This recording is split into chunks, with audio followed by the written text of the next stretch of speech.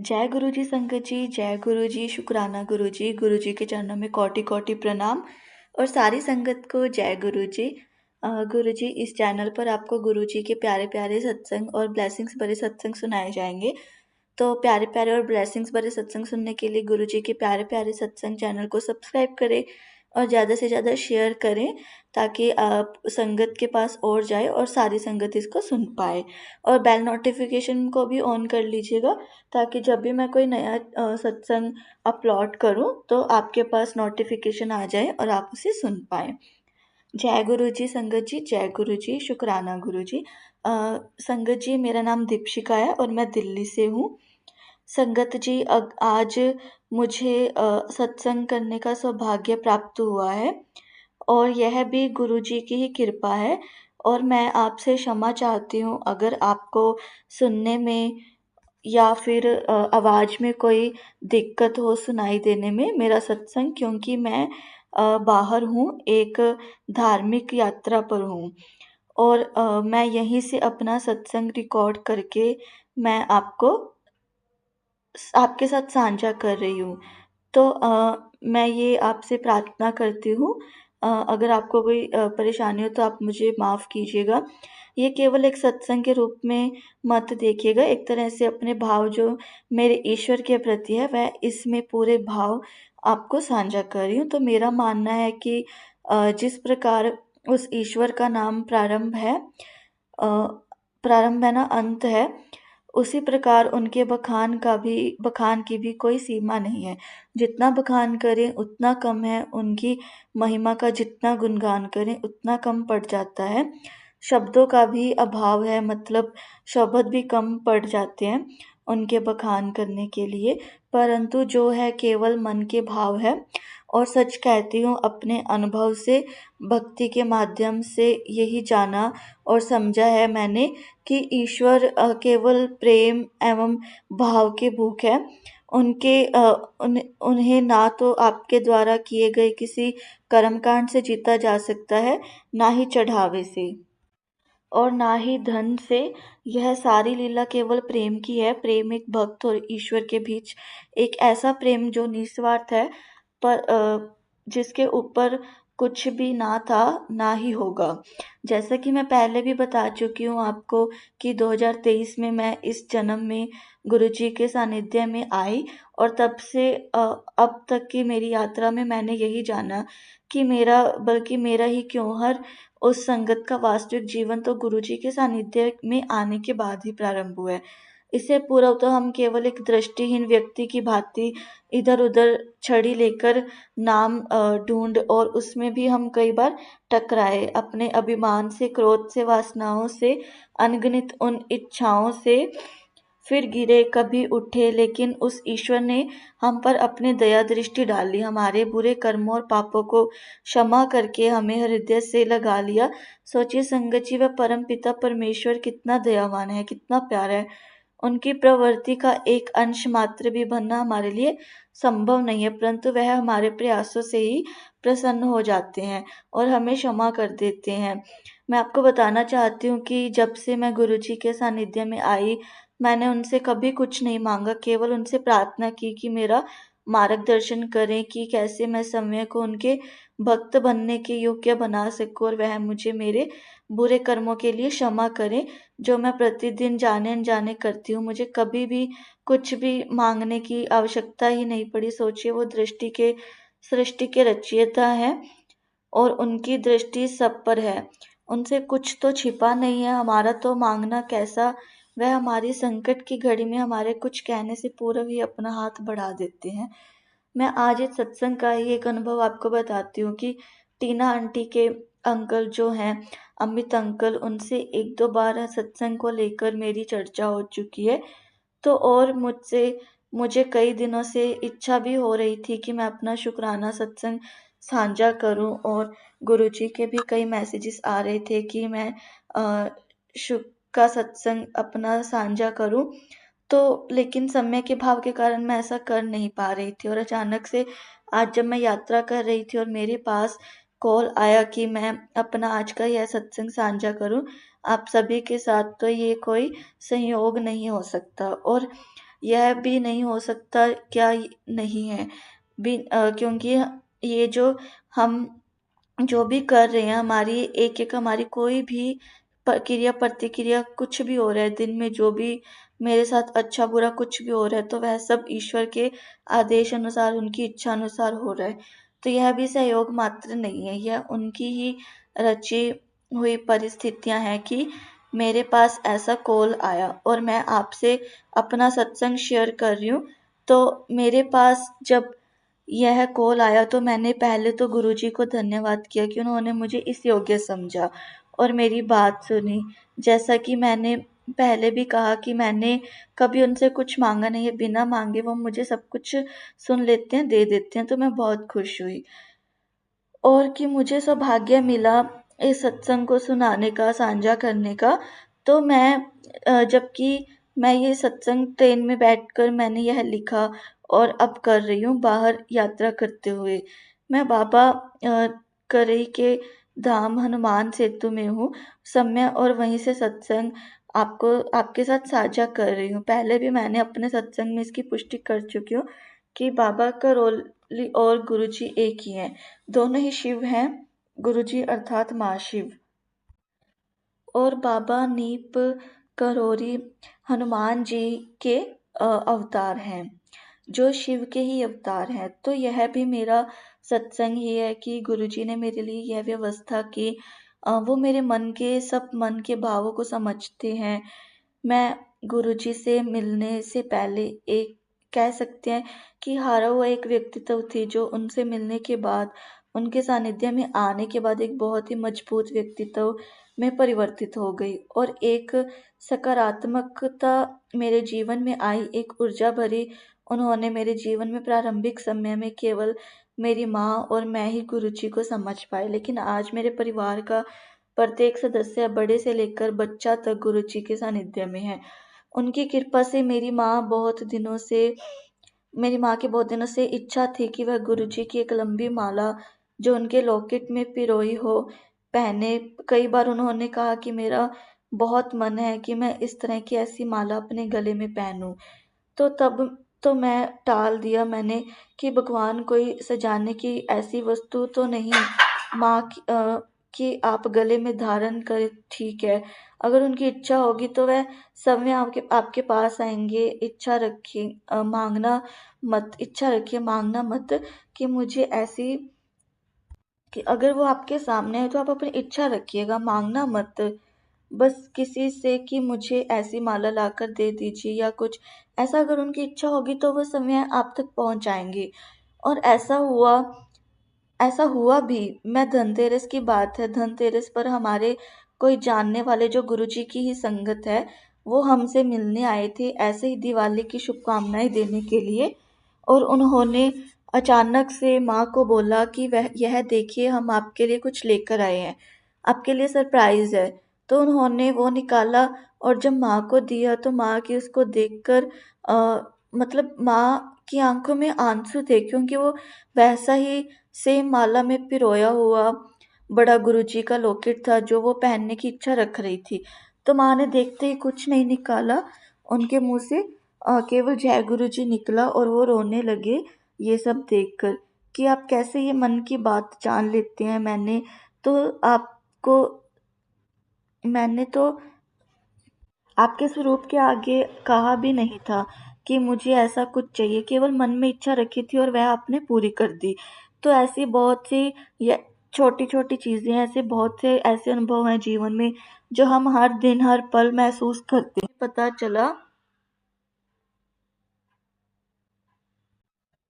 छत का पूरा लेंटर गिरा हुआ था, तो मुझे बाद में पता चला कि उन्होंने बताया कि माँ के सिर के ऊपर वो लैंटर पूरा गिर गया और वह रूम में थे और उनको चोट आई काफ़ी। तो मुझे समझ नहीं आया और इतनी बुरी हालत थी उस कमरे की कि देख के एकदम रूह कांप गई। मैं डर गई कि पहली बात तो इसी पर मुझे अचंभा हुआ और कुछ दिमाग में आया ही नहीं सिवाय इसके धन्यवाद करने के गुरुजी को, ईश्वर को अपने की इतना भयंकर इतना हालत होने के बाद भी, इतना बड़ा एक्सीडेंट था वो एक तरह से, और उसके बाद भी मेरी माँ मेरे सब सामने बैठी थी। वो बहुत ही भयंकर तरीके से, ऊपर से लेंटर गिरा था। अगर कोई और होता तो और मतलब बच ही नहीं पाता, मुझे ऐसा लगता है। और प्रभु ने इतनी कृपा की कि मेरी माँ मेरे सामने बैठी हुई थी। और मैं आपको बता दूं, मेरे पास मेरे लिए माँ और मैं कोई अंतर नहीं है, दोनों ही मेरे लिए समान है। तो मेरे लिए इतनी महत्वपूर्ण है माँ मेरी। तो मुझे इतना धन्यवाद किया मैंने गुरुजी का, कि आपने इतने बड़े एक्सीडेंट के बाद भी और आपने मेरी माँ की रक्षा की। फिर उसके बाद अब क्या हुआ कि जब वो लेंटर का हमने जब बात की उसको ठीक कराने के लिए, तो उन्होंने बोला कि यह तो आपको पूरा ही बनवाना पड़ेगा, आपको घर अ, अब हम सब ये उसमें मतलब हम थोड़े चिंतित हो गए कि हम कैसे बनवाएं, उसके लिए तो अच्छी खासी आपको व्यवस्था चाहिए, कैसे इतना सब अरेंज अरेंज होगा। अब आप यकीन मानेंगे कि आज अ, मतलब मेरे उसी घर के 3 लेंटर डल चुके हैं, मतलब 3 फ्लोर्स बन चुके हैं। मुझे नहीं पता, हमें मुझे मतलब मुझे हमें पता ही नहीं कि गुरुजी ने कैसे व्यवस्था कराई, कैसे वो हुआ। मुझे उसमें 2 ही चीज़ें जो है वो नज़र आती है। एक पहली ये कि मेरी माँ को कोई बड़ा कष्ट था जो गुरुजी ने छोटी चोट में वो टाल दिया। और दूसरा वह है कि इसी के ज़रिए उन्होंने हमारे घर की जो बनने की, जो हम एक सोच रहे थे इतने समय से कि हम कैसे घर बनाएंगे, कैसे हो पाएगा, हम वैसे तो नहीं कर पाते, पर उन्होंने परिस्थितियां ऐसी कर दी कि हमें वह घर बनवाना ही पड़ा, और उन्होंने बनवाया। उसके लिए आर्थिक व्यवस्था भी कराई। कैसे हुआ, कहाँ से हुआ, हमें नहीं पता, और वह घर आज बन रहा है। और हम गुरुजी का दिल से शुक्राना करते हैं। उनकी कृपा से मुझे लगता है अगले साल तक हम उसमें शिफ्ट भी हो जाएंगे। तो मेरे लिए तो यह बहुत ही बड़ी बात है, बहुत ही मतलब यह बहुत ही बड़ा सत्संग है। और मुझे ऐसा लगता है कि जब मैं आपको एक बात बताना चाहती हूँ निजी तौर पर, कि अब कोई ना कोई इच्छा नहीं रहती मन में, अब केवल यही रहता है कि मेरा ईश्वर मेरे पास है, मेरे साथ है, और मैं अपने ईश्वर को मतलब पालूं बस किसी तरह से। तो मुझे नहीं पता कि क्या रास्ता है, कैसे पाना है, क्या करना है, मुझे कुछ भी नहीं पता। केवल एक प्रयास है उन तक पहुंचने का, और वह जानते हैं कि मैं उसके लिए प्रयासरत हूँ। और उनसे दिन रात यही प्रार्थना करती रहती हूँ कि प्रभु मुझे इतनी सद्बुद्धि दीजिए, इतनी क्षमता दीजिए कि मैं आपको पा सकूं, और आप कितना भी मतलब जीवन में सक्सेस हो जाएं, कितना भी सफलता प्राप्त कर लें, कहीं भी पहुंच जाएं, मैं आप यह जानते हैं आपको जाना तो अंततः उन्हीं के चरणों में है। क्योंकि ऊपरी दिखावे का जीवन जी के इन सब चीज़ों में पढ़कर इधर उधर भागना, अपने कर्मों को खराब करना, तो अच्छा है कि हमें जो यह सौभाग्य प्राप्त है, गुरु जी का सानिध्य मिला है, तो हम उसका पूरा भरपूर प्रयोग करें और अपने कर्मों को सुधारें, अपने कर्मों को अच्छा करें, जितना हो सके दूसरों की सहायता करें, और बुराई से निंदा करने से बचें। मैं यहाँ एक चीज़ बताना चाहती हूँ कि लगभग हर दूसरे महीने में मैं डूंगरी भी जाती रहती हूँ, और बड़े मंदिर तो मैं हर सोमवार जाती हूँ। अभी इस महीने में ही मैं केवल लगातार नहीं जा पाई हूँ बड़े मंदिर, वरना मैं जाती रहती हूँ।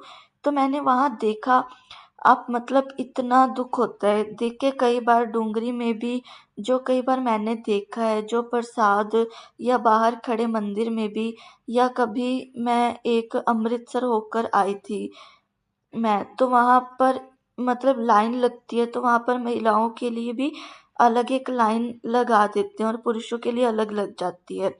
तो मैं महिलाओं वाली लाइन में लगी हुई थी, तो उसमें महिलाएं जब लाइन में दर्शन करने के लिए खड़े हुए थे, तो आप यकीन मानेंगे वहाँ मतलब वहाँ वो ईश्वर का नाम कम ले रहे थे, और उनके अपने इधर उधर की बातें, घर गृहस्थी की, इधर उधर की बुराइयां, कभी किसी की और कभी किसी के कपड़ों की तारीफ, यह सब चल रहा था।